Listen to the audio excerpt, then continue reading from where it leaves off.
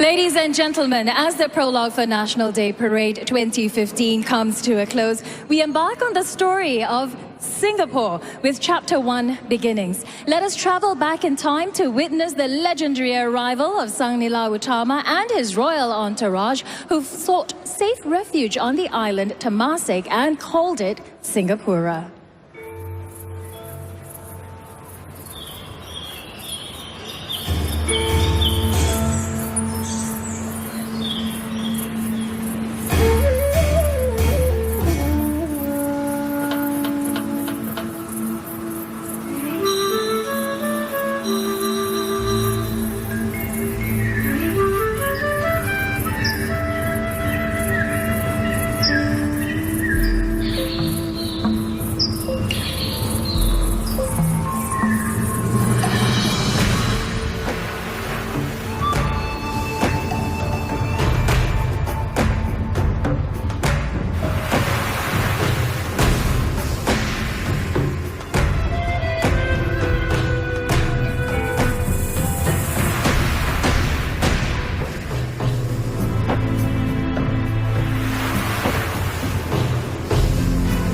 Majulah Utama, who was said to have been a powerful ruler of the Srivijaya Empire of Sumatra, was on a quest to conquer new lands to rule. With his fleet of ships, the legendary Majulah arrived at the Riau Islands, where he saw in the distance an island known as Temasek. According to legend, it was on our land that he spotted a lion, which in Malay is called Singa, thereby giving us our name, Singapura, or the Lion City.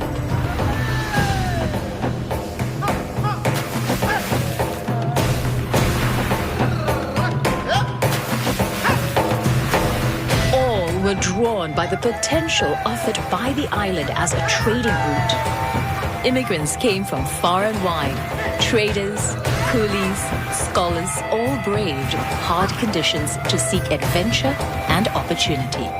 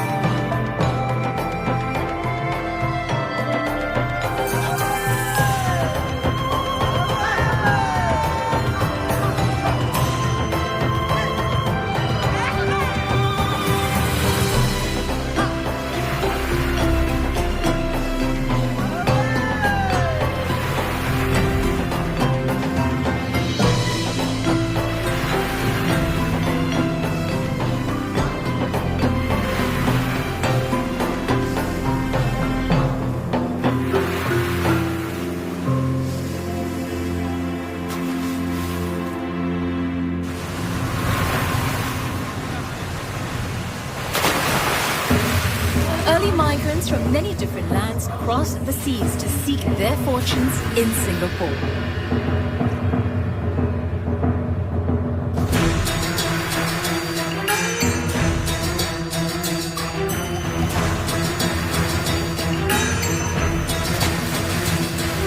Buoyed by hope and opportunity, they pressed on and found great success, building fortunes as businessmen and traders. They then brought in other members from their homeland and helped these new arrivals settle in to work towards a better future.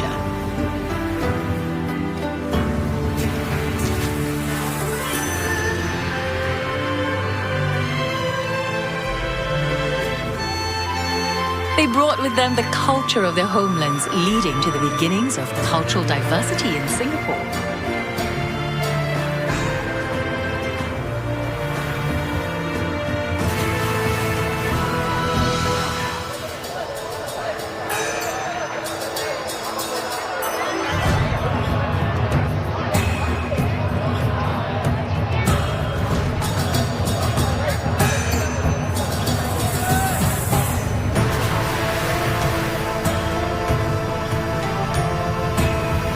As a community, the people worked to build a better future.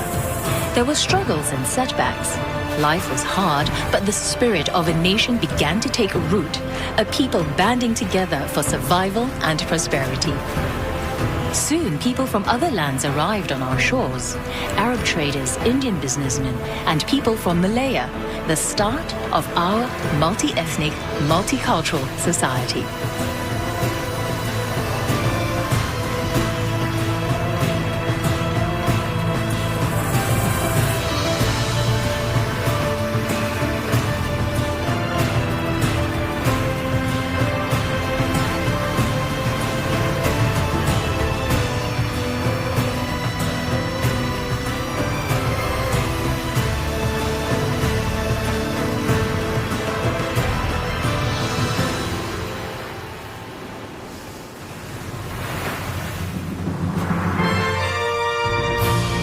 With the arrival of Sir Stamford Raffles and the rise of Singapore as a trading port, merchants and traders flocked to the island. They sank roots here, building a multi-ethnic, multi-religious home for themselves.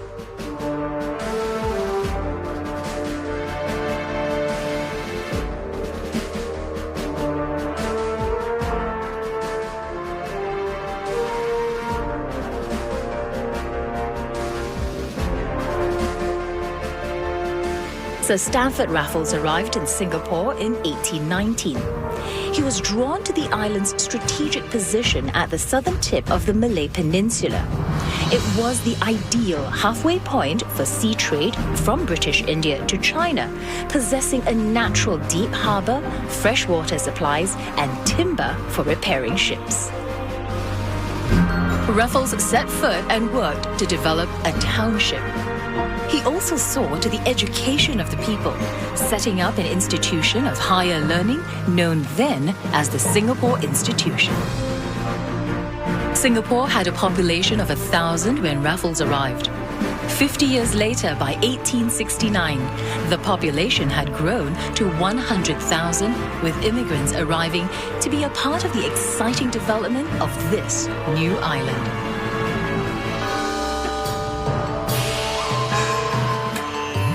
Many tumultuous years follow as Singapore strives to find its own voice, to formulate an identity before finally gaining independence in 1965.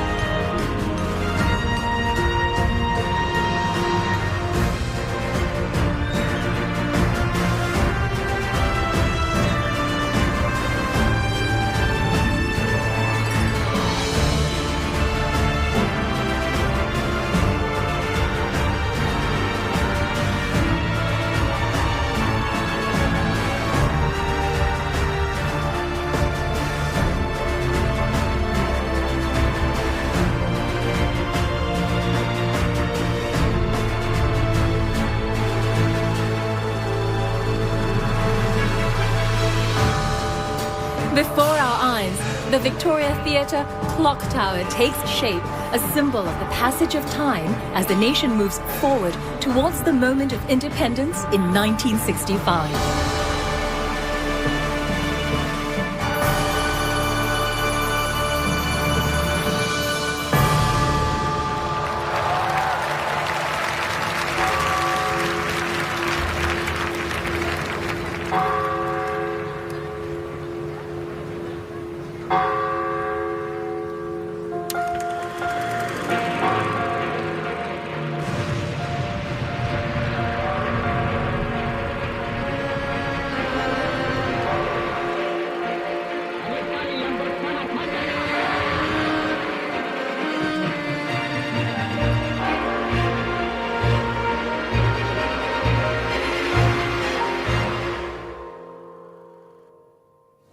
There's nothing to be worried about. We are going to have a multiracial nation in Singapore. We will set the example. This is not a Malay nation, this is not a Chinese nation, this is not an Indian nation. Everybody will have his place. Equal. Let us, Singaporeans, reunite. Regardless of race, language, religion, culture.